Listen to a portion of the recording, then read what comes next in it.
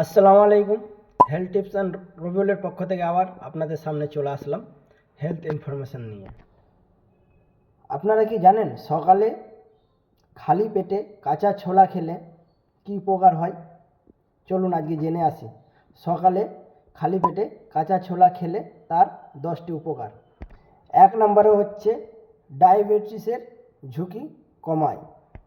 2 নম্বরে বার্ধক্যের ছাপ পড়তে দেয় না। 3 নম্বরে হাড় শক্ত করে। 4 নম্বরে ওজন কমায়।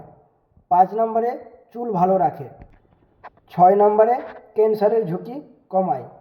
7 নম্বরে কোলেস্টেরল এবং রক্তচাপ নিয়ন্ত্রণ রাখে। 8 নম্বরে হিমোগ্লোবিনের মাত্রা বাড়ায়। 9 নম্বরে ব্লাড সুগার নিয়ন্ত্রণ করে। 10 নম্বরে হার্ট অ্যাটাক এবং স্ট্রোকের প্রতিরোধ করে। তো আপনারা সবাই অবশ্যই চেষ্টা করবেন সকালে যেন খালি পেটে কাঁচা ছোলা খাওয়ার অভ্যাস করতে। ওকে, ধন্যবাদ, থ্যাংক ইউ।